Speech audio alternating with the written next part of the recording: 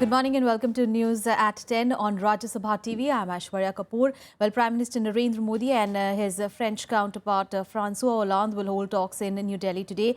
What can we expect? Well, that is the big story we'll be looking at. Also, we'll get you all the updates on US blizzard. But first up, the headlines.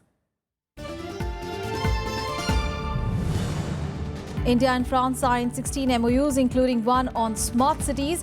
Prime Minister Modi seeks French investments, announces retrospective tax a thing of the past. US President Barack Obama calls Pathankot attack an inexcusable act of terrorism. Prime Minister Nawaz Sharif says Pakistan verifying facts after India has given fresh leads. Union Cabinet recommends President's rule in Arunachal Pradesh. Congress says the centre trampling democracy and that party will challenge move if it gets presidential nod. Amit Shah elected unopposed as BJP President for full 3 years term. Top party leaders including Prime Minister Modi propose his name.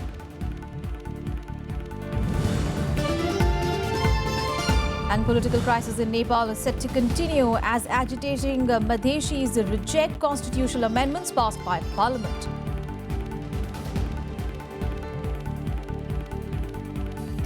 Well, our top focus, India and France will strengthen their strategic and business relations even as they join forces to fight terrorism. Now, the two countries signed 16 MOUs on Sunday as French President François Hollande arrived on a 3-day visit. Prime Minister Modi also invited French investment in India, announcing that retrospective tax is a thing of the past. 3 MOUs under the Smart City theme were among the 16 pacts signed between India and France on Sunday in Chandigarh. The agreements, which were signed in the presence of Prime Minister Narendra Modi and French President François Hollande, also covered a wide range of sectors like urban development, urban transport, water treatment and solar energy. Hollande also announced France's commitment to meeting India's targets to tackle its carbon emissions. Les premiers dans l'innovation, les premiers dans la mise en place, les premiers dans le développement. Nous voulons donc participer pleinement avec vous à l'objectif que vous avez fixé de réduire l'intensité carbone de l'Inde. Prime Minister Modi sought to address concerns of investors, announcing that the controversial retrospective taxation is a thing of the past and this chapter will never be opened again. He announced that France would immediately start investing $1 billion in India annually, which will be scaled up later.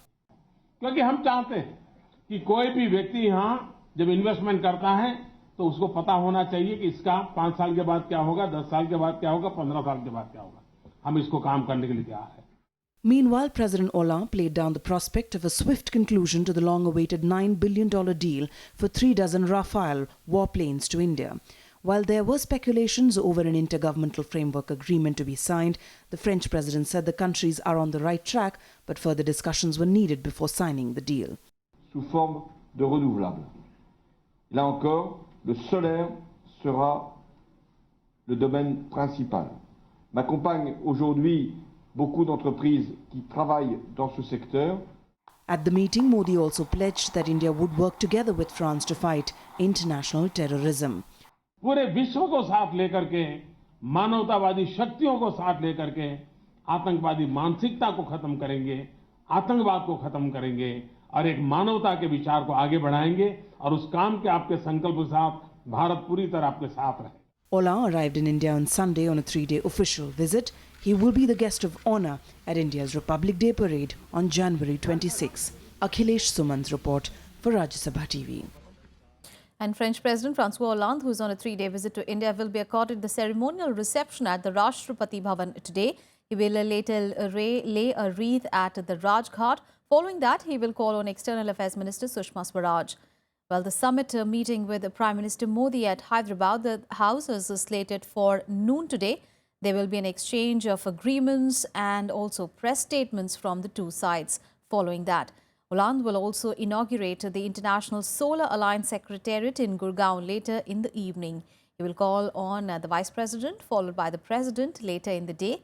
The President will host a banquet for him at the Rashtrapati Bhavan.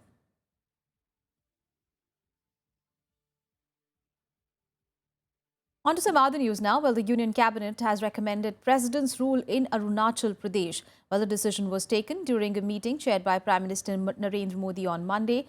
The Congress has reacted sharply to the development, calling it the centre's attempt to trample democracy. Meanwhile, rebel Congress MLAs in the state have said that they are willing to form the next government with the help from the BJP and others. The Union Cabinet, chaired by Prime Minister Narendra Modi, has recommended imposition of President's rule in Arunachal Pradesh.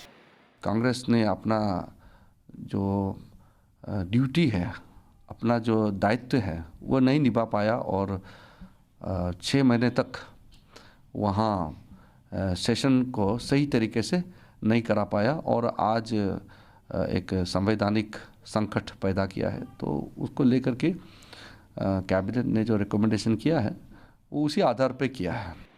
The move drew sharp reactions from the Congress, which directly targeted the Prime Minister, accusing him of trampling democracy. The main opposition also called him a fountainhead of political intolerance and said it will challenge the cabinet decision in court if it gets presidential approval. Central government recommend to the President for imposition of President rule in Arunachal Pradesh. It is a clear case of murder of democracy and violation of constitutional propriety. इससे गलत कदम शायद कोई सरकार उठा सकती थी, क्योंकि एक तरफ तो गवर्नर ने अपने आप को एम्बैरेस किया है और दूसरी तरफ ऐसा लगता है कि सरकार भी अपने आप को एम्बैरेस करना चाहती है। Delhi Chief Minister Arvind Kejriwal also took to Twitter to attack the central government. He expressed shock at the decision and termed it a murder of the country's constitution. Bharatiya Janata party ने संविधान को ताक पे रख दिया है। ये जो घटना है वो दिखाती है कि भारतीय जनता पार्टी जब राजनीतिक रूप से पराजित हो जाती है तो अप्रत्यक्ष रूप से वो राज्यों को नियंत्रित करने का प्रयास कर रही है, खासकर गैर भाजपा शासित जो राज्य हैं। The BJP, however, has rejected any hand in the political crisis in the state, even ruling out any intention to form the next government.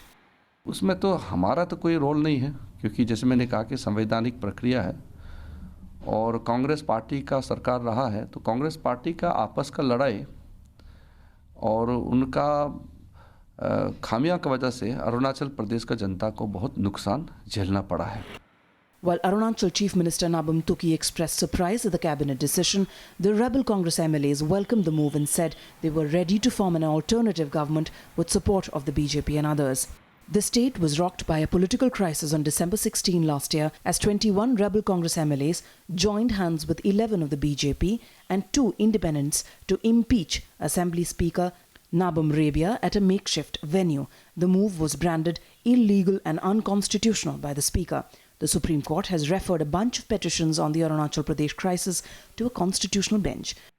Ravindra Singh Sheran's report for Rajya Sabha TV. And in a strong message, US President Barack Obama on Sunday told Pakistan to take more effective action against terrorist groups operating from its soil. Well, in an interview to the PTI, Obama demanded that Pakistan delegitimize, disrupt and dismantle terror networks that operate from its territory, adding that there must be a zero tolerance for safe havens and terrorists must be brought to justice. As describing the terror attack on the Indian Air Force base in Pathankot as another example of the inexcusable terrorism that India has endured for too long, Obama gave credit to Prime Minister Narendra Modi for reaching out to his Pakistani counterpart Nawaz Sharif after the attack. While condemning the Pathankot attack, Obama said it showed why the US and India were working together to fight terrorism. Obama also voiced his belief that the Indo-US relationship can be one of the defining partnerships of the century, adding that Modi shared his enthusiasm for a strong partnership. And on a day when the US president termed the Pathankot terror attack an example of inexcusable terrorism, Pakistan Prime Minister Nawaz Sharif has said that they are verifying facts after India has given fresh leads on the attack. Now, after arriving in Pakistan from the World Business Forum in Davos, Sharif said, and I quote him now, "I have received fresh leads from India on the Pathankot attack and we will look and examine those evidences given by India. We could have hidden it or forgotten it, but we asserted that we have received the evidences. We are probing and verifying that. Once we are done with that, we would definitely bring the facts forward. Along with that, we have also formed a special investigating team Now, they would go into India and collect more evidence, quote unquote. Sharif has promised further Pakistani action to combat militants, but he conceded that progress has often been slow. Pakistani National Security Advisor Lieutenant General Naseer Khan Januja on 5th of January had called up his Indian counterpart Ajit Doval, during which they discussed specific and actionable information related to the Pathankot terror strike.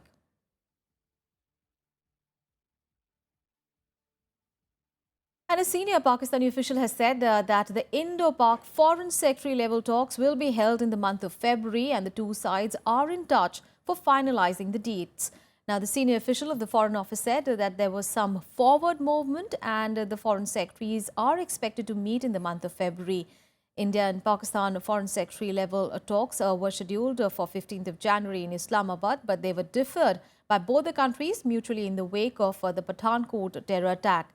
Now, India has blamed Jaish-e-Mohammed for the attack and has been seeking action against the terror outfit and its chief Masood Azhar. Pakistan has initiated a crackdown on JEM and formed a team to investigate the evidence provided by India about JEM's alleged involvement. On 2nd of January, a group of heavily armed JEM terrorists attacked the Pathankot air base, killing 7 security personnel.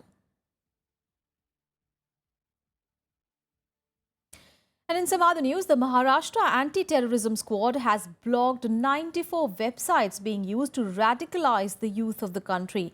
Now announcing this, the chief of the Maharashtra ATS said that the Islamic State influence is being seen in 10 to 12 states in the country, and the move to block the websites was taken after they were being used as a tool to radicalize the youth of the country. The ATS said that they are preparing to launch a dedicated website of the ATS, which will be used as a measure and a tool to create awareness among the society and to de-radicalize the people who are falling prey to their tactics. Meanwhile, a youth from Maharashtra who has been held for being Islamic State sympathizers have been handed over to the NIA, and the state government has said it will take appropriate action against them after interrogation by the central agency. Doubtful और suspected जो person पकड़े गए हैं वो महाराष्ट्र के ओर से वो NIA के लिए सेंट्रल भेज दिया है. पूरा इंट्रोगेशन वो करेंगे. अंतिम तक जो भी वो फैसला आएगा उसके ऊपर जो कार्रवाई करना होगा वो कार्रवाई करेंगे. ऐसा ही. And on day 2 of her visit to Bahrain, External Affairs Minister Sushma Swaraj addressed the first ministerial meeting of the Arab-India Cooperation Forum, when she called on the world leaders to de-link religion from terror, urging them to unite against militancy. She also warned that those who silently sponsor terror groups could end up being used by them. Addressing the first ever India-Arab League ministerial in Bahrain, External Affairs Minister Sushma Swaraj strongly pitched for de-linking terror from religion. She called on the Arab world to join hands with India in eliminating the menace. She also hit out at countries that sponsor such militant groups, saying the only distinction would be between those who believe in humanity and those who do not. We must pledge to avoid physical violence that will spread like a plague. But we must recognize that we cannot do so without equally addressing violence in our minds, a poison that has been spread by terror groups, by harnessing the power of modern technology and social media platforms to infect our youth, those ideologies and beliefs that regard one's own brother as a stranger and one's own mother as an accused. Sushma cited India's model of unity in diversity as an example for the world to counter indoctrination and radicalization. India's model of unity in diversity offers an example for the world. We in India have citizens who belong to every existing faith. Our constitution is committed to the fundamental principle of faith equality. The equality of all faiths not just through the law, but also in daily behavior. In every corner of my country, the music of the azan welcomes the dawn, followed by the chant of the Hanuman temple's bells, followed by the melody of the Guru Granth Sahib being recited by the Granthis in a Gurudwara, followed by the peal of church bells every Sunday. Sushma also sought investment from the Arab countries in India for infrastructure projects adding that India was ready to partner them in areas such as information and communication technologies, automobiles, and small and medium enterprises. Our growth, I believe, offers significant opportunities for our BRICS partners. The sovereign wealth funds of Gulf countries can be profitably employed in India's burgeoning infrastructure sector. Later, Sushma Swaraj also called on the Bahraini Prime Minister Prince Khalifa bin Salman Al Khalifa. The two countries vowed to strengthen their ties in trade and counter terrorism. She also held wide-ranging discussions with her Bahraini counterpart Khalid bin Ahmed Al Khalifa. The two sides signed an agreement on the transfer of sentenced persons. According to the pact, once an expatriate has been sentenced in the other country, the sentence can be served in the country of origin. Bureau Report, Rajya Sabha TV. And in News at 10, we'll take a very short break. We'll be back with more news. Stay tuned.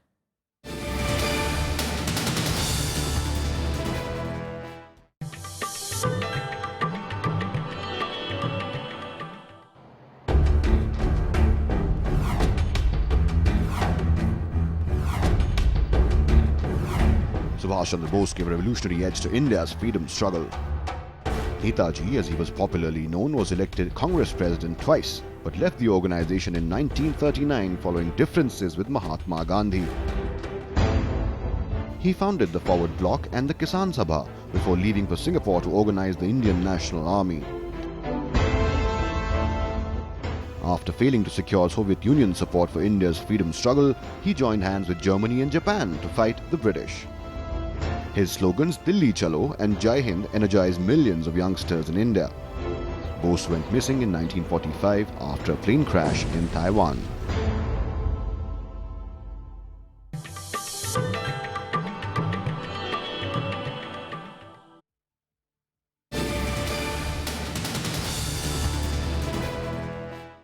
Welcome back. Now, Amit Shah has been elected unopposed as the president of the BJP for a full 3-year term. His name was proposed by several top BJP leaders, including the Prime Minister. Now, Shah's tenure ends in 2019 when the next general elections are slated. Amit Shah has been re-elected the president of the BJP for a 3-year term. The process for election of the next BJP president concluded on Sunday in Delhi. The ceremony to re-elect Shah was held at the BJP headquarters. मैं अविनाश राय खन्ना राष्ट्रीय चुनाव अधिकारी श्री अमित शाह जी को सर्वसम्मति से राष्ट्रीय अध्यक्ष घोषित करता हूं.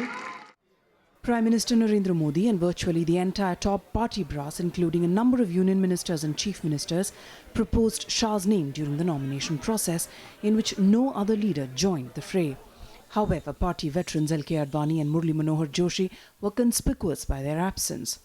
Altogether, 17 nominations were filed proposing 51-year-old Shah's name during the 3-hour exercise.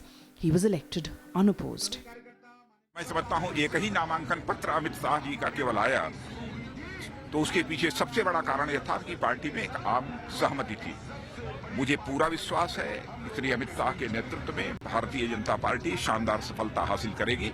I am sure with the re-election of Amit Shah, the party will march forward and make tremendous progress in the coming days. I am sure about it.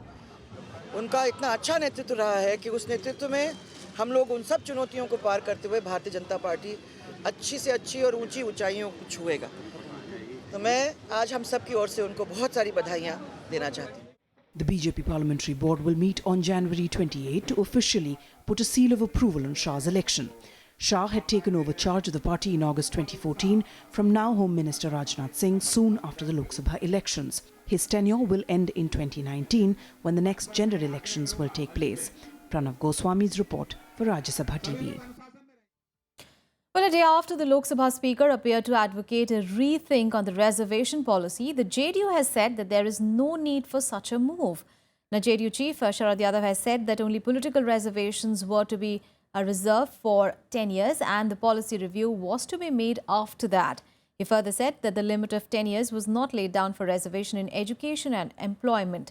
Lok Sabha Speaker Sumitra Mahajan, remember, had reportedly said that Dr. B.R. Ambedkar had said that give reservations for 10 years and after 10 years do a rethink. She had, however, later explained that she was not expressing an opinion for or against reservations. मुझे नहीं मालूम कौन से review या कौन सी समीक्षा और कौन सी संस्था से या कौन सी बॉडी से कराना चाहिए। Parliament is the highest body. अगर उसमें हर 10 साल जब चर्चा होती है उसके बाद एक्सटेंशन मिलता है तो उससे ज्यादा और कौन सी समीक्षा या रिव्यू हो सकता है। 2 बार मेरे सामने वो संशोधन आया कि हम हर 10 साल में चर्चा होती है और nobody wants to take risk, या यूं कहिए कि हम मानते हैं कि ये विकास हुआ ही नहीं है, हम वहां तक पहुंचे ही नहीं है जो अंबेडकर जी की कल्पना थी, और इसलिए हम क्या करते हैं 10 साल आरक्षण बढ़ा देते हैं। And the political crisis in Nepal is set to continue. The attempt by the government to resolve the crisis went in vain as the agitating Madheshis rejected the constitutional amendments passed by the parliament. Now, they say the purported amendment fails to address their concerns over redrawing borders. Here's a detailed report on the latest in the Himalayan kingdom. Dashing hopes of an end to the 5-month-long political crisis, the ethnic Madhesis in Nepal rejected the constitutional amendments passed by the parliament. The community leaders say the amendment is incomplete as it does not address their concerns over redrawing federal boundaries. कानून तथा न्याय मंत्री ने अपनी एक परिमार्जन की जो धारणा रखा है वह केवल कांग्रेस, सेमाले, माओवादी और रपरपा का धारणा है। हम लोगों की धारणा नहीं है। हम लोगों से सुबह से शाम तक कहीं भी सहमति नहीं की गई। हम लोगों के बिना सहमति से जिस तरह से जबरदस्ती संविधान पास किया गया। Unhappy with the move, the Madhesi parties have vowed to continue the protests against the constitution. हम लोग जो कर रहे हैं आंदोलन करते रहेंगे, सदन में भी आंदोलन करेंगे, सड़क पर भी आंदोलन करेंगे। इसलिए हम लोगों ने कहा कि हमारा आंदोलन जारी है। On Friday, the Nepali parliament vowed to amend the country's constitution with a 2/3 majority 4 months after its promulgation. The purported amendment was brought to resolve the ongoing agitation by the Madhesi parties, addressing 2 of their key demands: proportionate representation and seat allocation in the parliament on the basis of population. When put to vote, the bill garnered 461 votes in favour, while 7 lawmakers voted against it. Bureau Report, Rajya Sabha TV. And in the latest update, in the suicide of research scholar Rohit Vemula, the HID Ministry on Sunday appointed Dr. Vipin Srivastav to head the University of Hyderabad. Now, Dr. Srivastav takes the place of Vice-Chancellor Professor P. Apparao, who went on leave. However, the decision has irked the protesting Dalit students and also teachers, as Dr. Srivastav was the chairman of the committee that had recommended punishment for the 5 students for allegedly assaulting a ABVP leader last year. In another climb down, the university issued an order on Sunday to terminate the punishment of the 4 scholars rather than suspension of their punishment. At the protest venue, meanwhile, a new batch of 7 students started an indefinite fast after the first batch of 7 people were evacuated late on Saturday evening. The campus has been rocked by protests after 25-year-old research scholar Rohit Vemula committed suicide. Meanwhile, Congress has said that it would raise the issue of Vemula's suicide in Parliament, while its student wing, the NSUI, will hold a one-day hunger strike across all state capitals today. जो अन्याय के विरुद्ध आप जो लड़ रहे हैं, अत्याचार के विरुद्ध जो लड़ रहे हैं, शोषित वर्गों के साथ जो दे रहे हैं, इनके साथ हम हैं, आपके साथ हैं, और हम जरूर इन समस्याओं को उठाएंगे। The Vice Chancellor has gone on leave for personal reasons, and according to statutes, the senior most professor takes over as Vice Chancellor. जो situation है इस समय वो communication gap की वजह से है, और communication gap जो है बातचीत से पूरा किया सकता है, तो मैं उसकी पूरी कोशिश कर रहा हूँ। And on to the big international story now. Well, millions of Americans began digging themselves out on Sunday after a mammoth blizzard brought much of the U.S. East Coast to an icy standstill. Now, New York lifted a travel ban as the mass transit started getting back to normal. However, air travel remained disrupted. The storm is now said to be weakening and is heading for the Atlantic Ocean.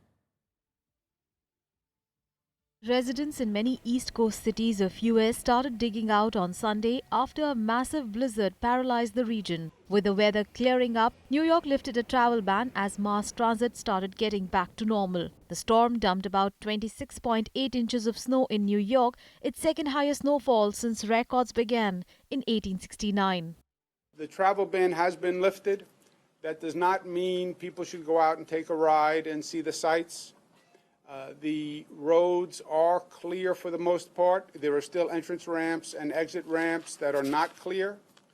There are still situations where cars are getting stuck on highways. So let's not misinterpret the travel ban. However, airports in the region were deserted and flights were delayed or remained cancelled for a third straight day. Some 7,000 flights were cancelled across the eastern US during the weekend, and the disruption is to continue into the working week, with at least 615 cancelled for Monday. I'm really stuck. I'm stuck. I don't know any person here. I've been in US for 10 years, but I don't know any person here in New York. I don't know. Workers at the White House also began clearing out the executive mansion grounds, removing snow from walkways and laying salt down on ice. The US House of Representatives has postponed a vote on legislation due to bad weather. People resumed work after days of standstill. It was one of the worst ones, yeah. Because I wanted to do stuff yesterday and I couldn't do it, you know what I'm saying? I went to work and I had to leave work early, you know, because I work 7 days a week. The storm, dubbed as Snowzilla, walloped a dozen states from Friday into early Sunday, killing at least 28 people and affecting an estimated 85 million residents. The storm is now said to be weakening and heading for the Atlantic Ocean, but top officials have warned that danger lingered even as the storm headed out. Bureau Report, Rajya Sabha TV. And on to some sports news now. In Australian Open, world number 4 Stan Wawrinka is now in action in the 4th round match against big serving Canadian Milos Raonic. We'll get you all the details on that. Well, later in the day, British world number 2 Andy Murray will aim to maintain his 100% record against Australia's Bernard Tomic when the pair meets in the last 16. Well, on Sunday, defending champion Novak Djokovic survived a scare against Giles Simon to reach the last 8. Five-time champion Djokovic made 100 unforced errors, but he then later prevailed 6-3, 6-7, 6-4, 4-6, 6-3. Four-time champion Roger Federer also advanced to the quarterfinals after beating Belgium's David Goffin 6-2, 6-1, 6-4. In the women's singles, defending champion Serena Williams set up a quarterfinal clash against world number 5 Maria Sharapova after both won their 4th round matches in straight sets. 4th seed Agnieszka Radwanska also reached the last 8. It was also a good day for India as Liana Pace and Rohan Bopanna advanced to the second round of the mixed doubles event with their respective partners. However, it was curtains for Bopanna and his partner Floria Mergia after the pair lost in the men's doubles 3rd round.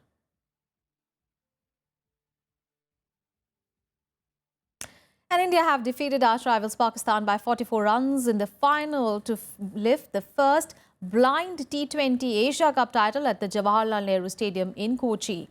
Well, Pakistan entered the final unbeaten in the tournament, having defeated India by 19 runs in the group stages. Batting first, India put up 208 runs for the loss of 5 wickets in their quota of 20 overs.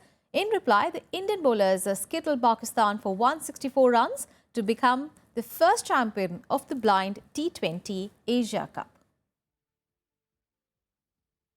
Well, that's the wrap on this edition of Breakfast News, but news and updates continue on your channel. Keep watching Rajya Sabha TV.